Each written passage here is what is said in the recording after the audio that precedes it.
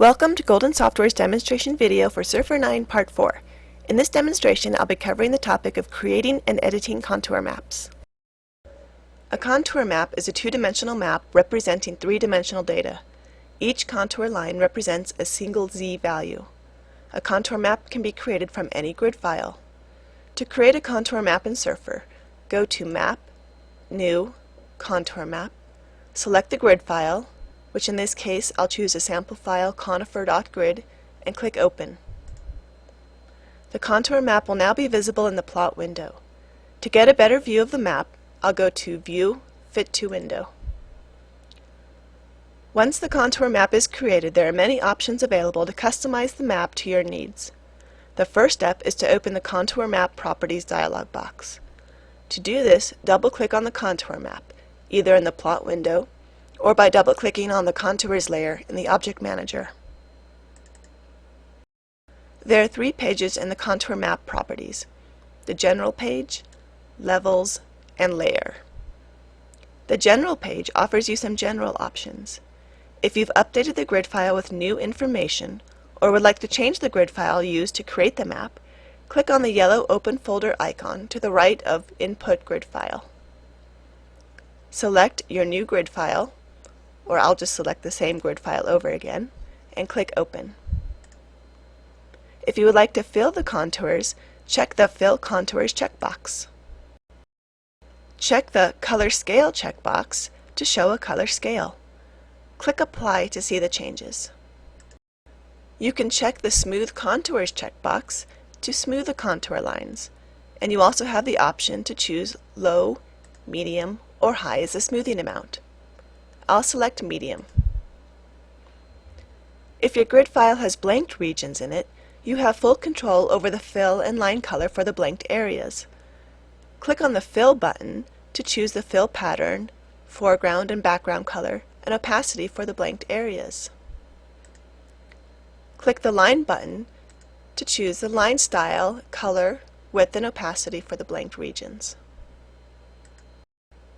If you gridded your data using a fault file, the contour map can display the fault line.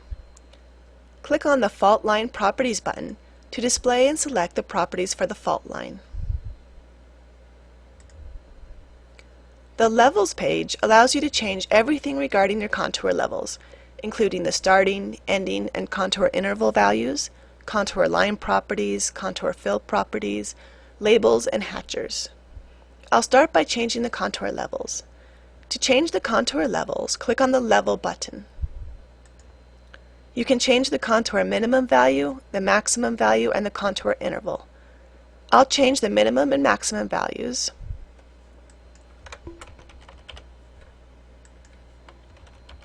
And I'll change the interval value to 100. If you want Surfer to recalculate the default values, click the Use Defaults button. When you're finished, click OK. You also have the option of double-clicking on any of the levels to change the level value.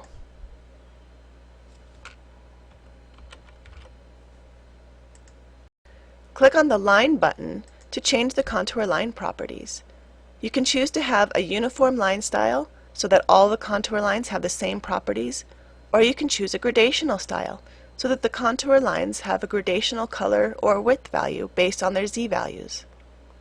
I'll choose to keep the contour lines with uniform properties. You can set the style, color, opacity, and line width for the contour lines. I'll change the color to blue and increase the width to 0.02. The Affected Levels section allows you to choose what levels are affected by the properties you just selected. The first field indicates the first contour level affected by the change. I'll keep this set to 1. The set value is the number of levels to apply the changes to. I'll also keep this set to 1. To apply the changes to all levels. The skip is the number of levels to skip. I'll change this actually to 4. So this says to start at the first level, apply the changes to all levels, skipping 4 levels in between the change level.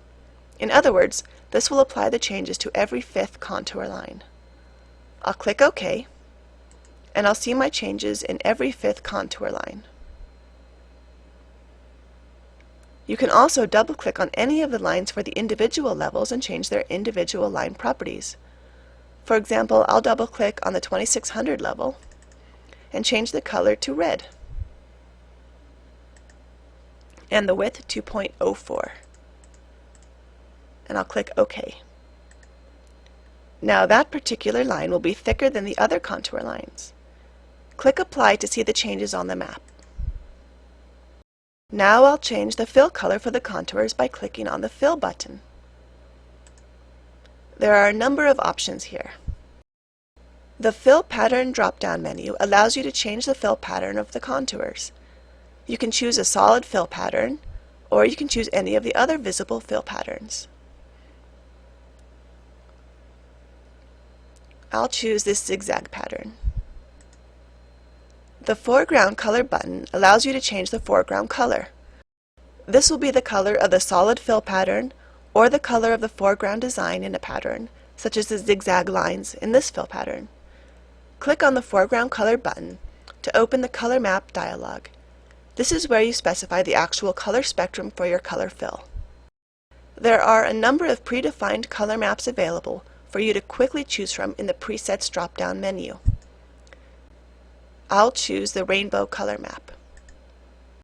However, if you don't like any of these options in the drop-down menu, you can create your own or custom modify one of the presets. These little boxes are called nodes. Each node represents a color.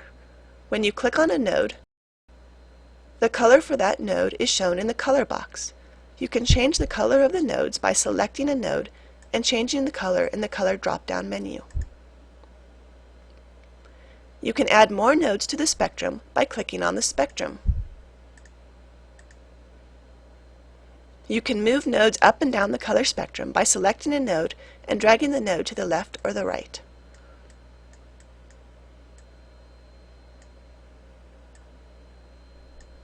You can also assign particular z-values to each node.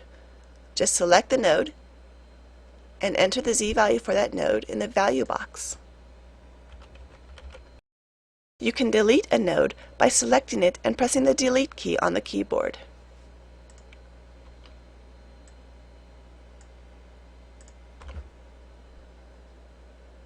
You can also assign an opacity value to the color fill.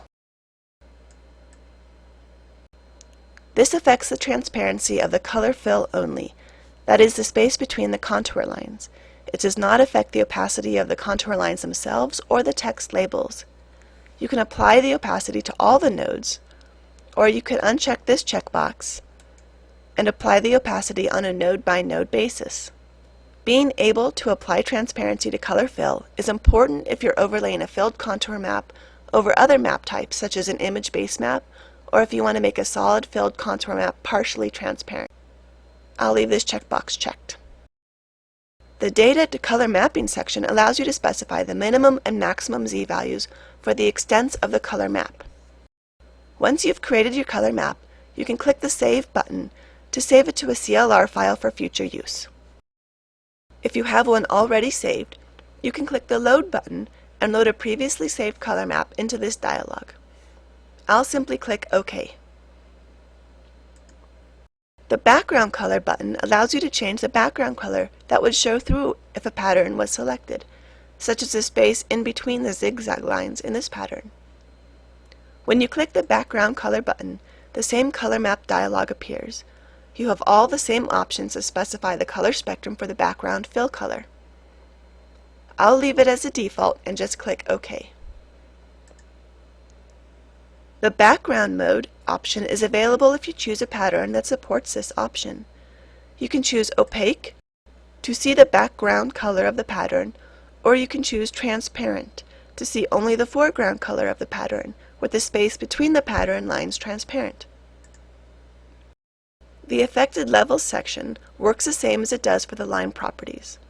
I'll set the color fill to start at the first level, set 1, and skip none, so that all levels are affected, and I'll click OK.